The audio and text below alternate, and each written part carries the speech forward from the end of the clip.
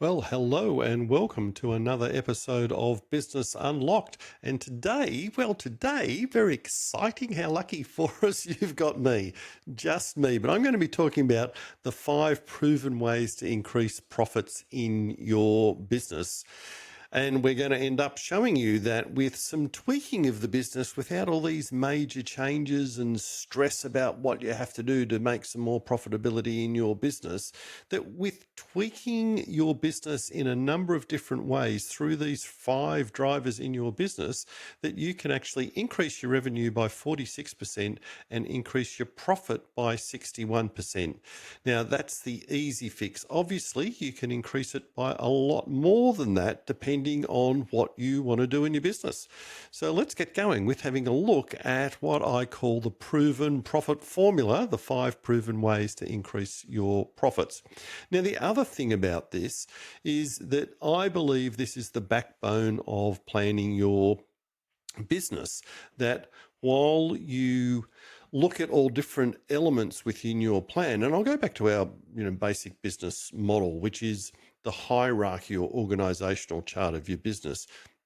It tells you about the different parts of your business, and that is, you've got the marketing, the sales, you've got the operational part of your business, you've got the finance part of your business, you've got the HR part of your business. And when I look at that within my business model, we then expand on that a bit to say, well, the foundation of the business is finding out where you are now and where you want to go. It's a basic gap analysis in a way, but we look at that from a personal point of view. What's the vision of you as a business owner? What does that look like in the future? And then work that back into, if that's your personal vision, then what's the vision for the business and what's it practically got to look like in order for you to arrive at that personal vision? We also have down there that you have to, master your numbers. You have to know what's going on in the business and what all those numbers mean in your business. And you get those from your financials. And I run profit first in businesses, and in my own business at Business Unlocked, we run profit first, and that gives us really easy access to seeing the numbers in the business and working out what's going on in a very live action way. There's also time there. You've got to get control of your time, or what you do with your time, because we don't control time. We control ourselves and what we do with the time.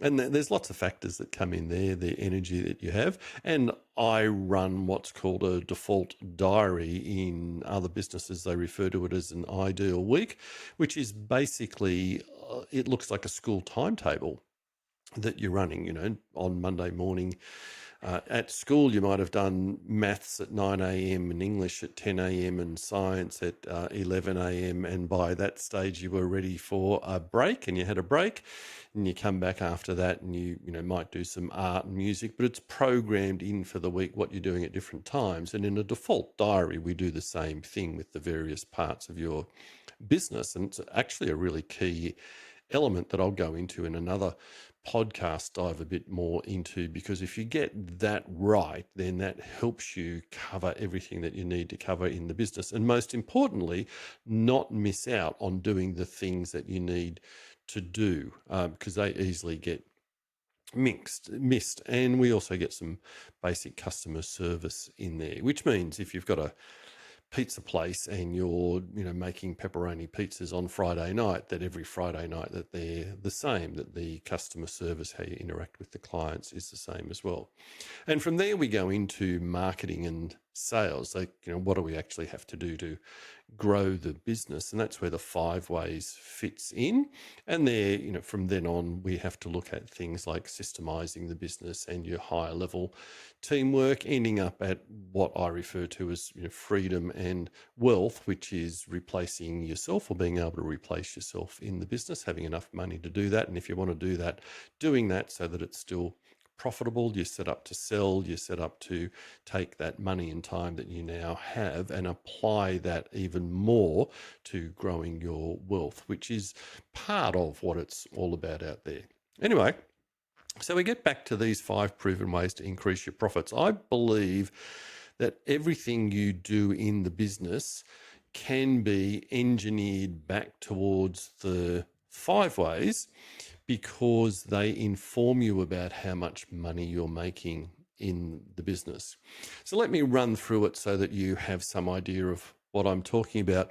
And we're really going to go in chronological order, time order, about how you deal with your customers to make a bit of sense of this. And then we're going to put some numbers to it. And then I'm going to tell you about what ways I think you should address first, what areas that you should address first. So the 5 way starts like this, and the 5 ways build on 3 things that most people know. Most people know about how many customers they've got coming in, or they can judge that, anecdotally at least. They have some idea about the amount of money that's coming in, whether that's from great financials or just, in the old days it was banking. Nowadays it's seeing it in the bank account, and we refer to that as revenue or turnover, the money that's coming into the business. And then profit, that wonderful thing that we're meant to get at the end of running the business, certainly sits at the end of this formula. But of course, from a profit first standpoint, we'd be saying profit is what you have to focus on in order to be able to do anything else. And that even comes with businesses that are built around serving the community, serving the people. It mightn't have an aim to make a profit as such, but if you're not running the business to be within budget, and then things are going to go awry. So your profit in that case might seemingly end up being 0, but it's still really what you've got to gear yourself to, because you can't go backwards. Hope all of that makes sense. So bearing that in mind, you're dealing with customers, you're getting money through the door, and you're having to make a profit out of it at the end. So what's the customer journey look like? Well, your customer journey starts with them finding you. And from your point of view, that's about you generating leads. What are you doing to generate leads? That's our first driver in this equation. Once you've generated the lead, then you've got to turn that lead, that prospect, into a customer. So you have to do what we refer to as converting them. You've got to make the sale. That might seem very easy in some businesses. It might be harder and very lengthy in some other businesses, but you've got to convert them. So we have, how many leads are you getting? How many are you converting, or what's the conversion rate to end up at the number of customers that you are ending up with? And I'll put some numbers to this soon so it makes sense. Once you've got those customers, then as you're dealing with them, the ideal is that you build the transaction value that's taking place with them. And we refer to that as average dollar sale. And what that means is that if we take a period of time in your business and you're selling things, let's say you're selling some things for $100, but some things for $1,000. If we took a mathematical mean average of that, what's the average of all of that? So it's not meant to be an exacting science. It's to give us the idea at the moment. You can certainly dive into it and get far more exact as you go along. So once you've dealt with, well, what's the transaction value? What's the average dollar sale? Then we go into, well, they've become a customer, they've dealt with us. Now what we want to do is get them back to buy more from us over and over again. And that's how you build a really great business. It's how you build the asset value of your business, because you can show that you're not having to invent customers all the time. They're coming back to you time and time again. And we refer to this as the number of transactions. Again, when we're talking time periods, it's within this time period, how many times does that customer buy from you? So if you can increase that, obviously you increase the number of sales that you have. All of that, now we've gone through number of leads, the conversion rate of those leads gives us the number of customers, the amount they spend when they buy from you on average, then the number of times they buy from you in a given period. All of that leads to giving you the revenue. And then from your revenue, you take out all of your expenses. You're left with what we refer to as a profit margin. and there's gross margins and net margins. It's all the things that go into removing the money from the revenue, the stuff we got to pay out, and we end up with profit in the business. So that's the order we're going in. That's how the customer interacts with us. And I'll run you through some numbers there. And they're just numbers that have been picked to make the mathematics of this simple. You can follow along with this fairly easily, hopefully. So if my number of leads is 4,000 in the time period, whatever that happens to be, and my conversion rate is 25%, which means out of every 4 leads that I get, one of those actually turns into a customer. So if I got 4,000 leads, 25% or 1 in 4 turns into a customer, I end up with 1,000 customers. Now, if my average dollar sale is $100, again, some of those people might spend 10, some might spend 10,000. We're just doing a very simple mathematical average. We're just doing a very simple mathematical mean average, which means that we end up at $100, and they buy from us in this period, again, on average twice. Some might buy 5 times, some once, doesn't matter. What we're doing is the average again, so they buy twice. If we multiply all of this out, 4,000 by 25% equals 1,000 customers. By $100 they spend and they transact with us twice, we end up at $200,000. See how nicely those numbers are working out so far? But wait, they will get a little bit trickier, but we'll handle it. And my profit margin, again, numbers to make this work nicely.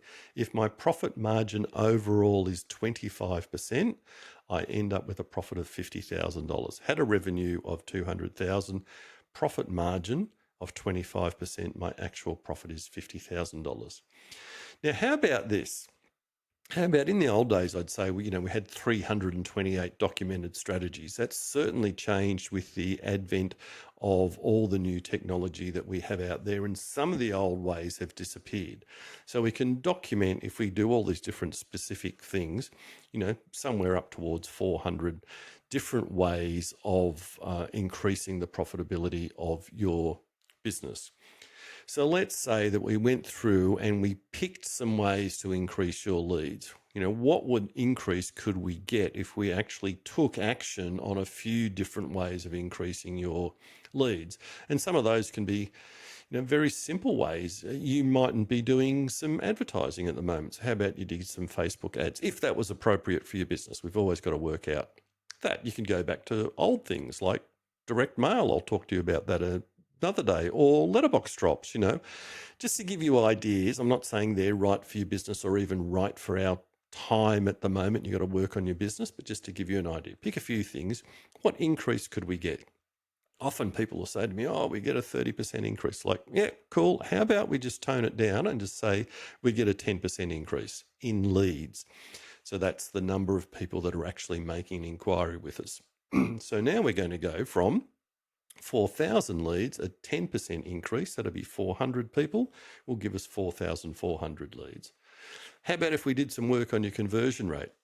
This is one of the biggest areas I find with people in business, that sales, there is some sort of sales process there, but it's not really systemized. There's not scripts, and scripts don't mean that you get the telemarketer that rings you and doesn't listen to you and just says the same stuff.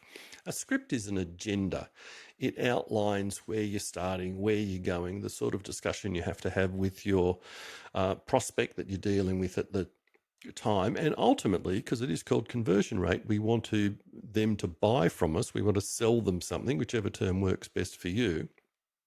So if we did some work on that all the way through, like if you're in a trade, you might deal with somebody 3 times before you get them to buy. In other areas in business I had in touchscreens, we could have sales processes that took up to 2 years. We're dealing with, hundreds of items and specifications, very technical. So it could take a long time to work out what they're actually going to buy. And, we wanted to convert them all the way along. Anyway, so if we're doing that, if we put some things in place, do you think we could again increase it by 10%? So 25%, it's when you're adding 10% on here, it's not 10 plus 25, it's 10% of the 25, which is 2.5%. So the 25% goes to 27.5%. Hope I haven't blown your mind with numbers yet. I hope we haven't blown your mind with numbers yet. So 4,400 leads by 27.5% conversion rate ends up being 1,210 customers. So in just those two tweaks there, we've increased our customers from 1,000 to 1,210. That's a 21% increase with just two tweaks. Apply another tweak, average dollar sale. So the simplest way of explaining average dollar sale increases is, the do you want fries with that type thing. And there's lots of different ways we can put that together so it just doesn't appear as a do you want fries with that, all sorts of packages and things. So the average dollar sale, again, if we can take that from from $100 and add 10%, that's 10 more dollars, we get that to $110. Same with the number of times you come back to buy. If we're able to put some things in place to encourage people to come back to buy, and again, McDonald's at least used to be a great one with this, where you would go and buy all your toys. They still do it. I take my grandkids along to buy things time and time again. And you have to get the series. So you're going back when the next release of the series. That's a great example of it. What can we do in your business? And again, some people will double the amount of times they come and buy, some won't. But on average, could we get a 10% increase? So if we do that, the number of transactions goes from 2 to 2.2. Let me multiply that all out for you. Remember before we had a $200,000 revenue. Now we're saying 4,400 leads as opposed to 4,000. 27.5% conversion rate as opposed to 25%. That gives us 1,210 customers as opposed to 1,000 customers. With what we've tweaked, just these 10%, average dollar sale has gone to 110 instead of 100. Number of transactions has gone to 2.2 from 2. And again, when we multiply that out, we get to $292,820. So that's a 46% increase by tweaking 4 things in the business. Let's tweak the last one. Profit margins. Add 10% to that. So increase it by 10% is what we're saying. Again, from 25% to 27.5%. Now we do that. You've heard me talk in other podcasts and with people. A lot of the time that's things around pricing in businesses. Is the pricing really working well for you? A lot of businesses undercharge. Whatever you think of the charges that they've got going on at the moment, people are still sometimes massively undercharging. They're really not covering their costs. We know expenses have gone through the roof. One of my clients, their electricity bill, they're in hospitality, has almost doubled in the last year. It's just incredible as it creeps up. Anyway, if we did some work on that, if we did some work on your pricing, some work on the utilization, some work on how you collect money to make sure that cash is coming in the door, that mindset part of how you deal with money, we deal with all of that in Profit First. And we got that 25% to 27.5%. Now we're back to the revenue we said was $292,820. We're going to take 27.5% of that profit. We're going to go from what we had before, $50,000, to what we have now, $80,525.50. An increase of 61% by tweaking the 5 drivers in your business. And we end up, just in that scenario, that's an extra $30,525.50. If that was your business, what would you do with that money? What would you do with an extra $30,000 in the bank? And that's coming from a business, remember, that had $200,000 in revenue. What would you do with that money if it came along? Now, the other part that happens here is just, really, what order do you do these in? And it's not in that chronological order that we dealt with of how you deal with the customer.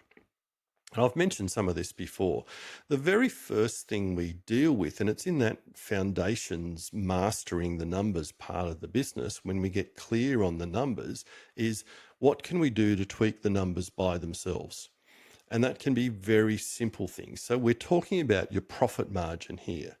And it comes from a couple of different areas. It's what can we improve through increases and what can we improve through decreases. What does that mean? Decreasing would be expenses that aren't necessary in the business or you're paying too much for. For instance, I had a Canva premium and I've stopped using that at the moment because I didn't think my annual cost, even though it's like reasonably cheap, $160 or something, was worth the money that I was spending on it for how I use it. My assistant's got it as well, as a contractor, so I don't really need to use it. I can just ask her to do the work. Another increase, I'll give you a personal example where I don't run 5 streaming services at once for home. We run 2 and then binge watch. It's myself and my wife at home and the grandkids come over. We run 2 and then I'll switch one off and switch another one on and, watch all the stuff on there. It's very handy because, now I only have to sit there for an hour going through 2 streaming services instead of 3 hours going through 5 streaming services and still not finding anything to watch. So it works that way as well, but it saves that little bit of money each month. And that's about how you treat money. That's a mindset idea. So anyway, that's where we're up to. We're working on those profit margins, then increases. Again, we're going back to pricing. It's not just about increasing because we can, although that's certainly a possibility. It can be increasing because you have to on your price. How do we get better utilization out of your team members? How do we make more on or use better what we're already utilizing in the business? In hospitality, it'll be cutting out waste, as it is in many businesses out there, to improve the profit margin. Again, you don't have to do much there to increase it. I did that with a cafe where we in 3 months we brought their beverage usage percentage down from 30% of revenue to 28%, and it was heading towards $1 million business. So if we just make that very simple, at $1 million, 10% is 100,000. So 2% is 20,000. So we made him $20,000 of pure profit for the year within 3 months by applying some strategies. Set it on that path. So it actually doesn't take a lot to make these big differences in the business. And for that business, that was a substantial increase in profitability. Then I typically go to conversion rate because of the sort of businesses I work with, but often it's average dollar sale, which is how do I make more out of every person that comes in. It's referred to as wallet share instead of market share. So the average dollar sale or conversion rate, depending on your business, would be the second thing we attack. Conversion rate, I like with trades a lot of the time, with people that are doing lots of business where they're doing things like quoting, because if we can map out the sales process, put some agendas in there, put some scripts in there, put what I refer to as a commitment objective, which will cover another day in there, we can easily make a vast difference in their conversion rate, taking in mind that if a conversion rate is running out of 3 out of 10 customers, or if we take the example we've got here, 1 out of 4, we can double that conversion rate by getting an extra 1 of those 4. If it's 3 out of 10 and we go to 4 out of 10, we've just improved that business's work and revenue by 10% without doing terribly much at all. They're easy tweaks to make. Average dollar sale, the same thing. It can be fairly easy to do that because you're not thinking in terms of what do my customers need. I'll cover all of this in another podcast, I think, because I can see how long I'm spending on this. Again, it's not a matter of being sleazy, salesy, horrible with people. Let's get them for everything they've got. It's actually a matter of thinking, if this customer is buying from me, what else might be useful for them to have as part of this purchase, as part of them getting the product or service that they need at the moment, what might be useful for them to do that. Then we'll typically go to the number of transactions. How do I get them to come back and buy from me again? Again, it's one, it can have a less of a yield, and depending on your business, if you're manufacturing kitchens, it's going to probably take a long time for them to come back unless they're moving homes. But if you're in allied health, it's a become very well known in that field. With hair industry as well, how do we get people to make that next booking or book into a program? I applied that in a dance studio many years ago, and we tripled that business in a year. And that was one of the major factors, was working on getting people to come back. And also the other part of that's retention, of how to stop them from leaving. Hope that makes sense. Then lastly, we go to how do we attract more people into the business? What's the advertising we have to do? Part of that is because it can be the most difficult thing to do. And whilst we're all busily doing social media and all these sorts of things, like, me doing a podcast, as you go out there, you can be spending a lot of money on advertising to get leads. And part of it is, well, why would we spend that money when we can do all of these low cost things that we tweak and get really good results? Let's do that before we go and spend money where, advertising, we say 20% of it works. So whatever, the idea is that it's not a surefire thing. When you do ads, you've got to run them and see whether they work or not, and then go from there.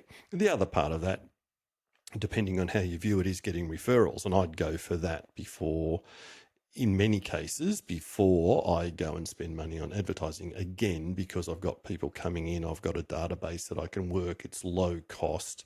It might be low yield, but it's low cost. I'm going to get some result. And we're not stressing about doing massive things. We're tweaking various parts of the business to make it work. It's like your car, when they take it in, hopefully they don't have to take the thing apart to get it going well for you. They've just got to tune it, and that's what we're doing with your business, tuning it up. If you're like me and you ride a motorbike, it might be, somebody putting in a twin cam, whatever that happens to mean, doing something that soups it up a bit, rather than soups it up easily and cost effectively, rather than dropping a supercharger in your car that costs a fortune. Anyway, so that's the 5 driver areas of your business. I'm going to repeat them once more in the order that I do them.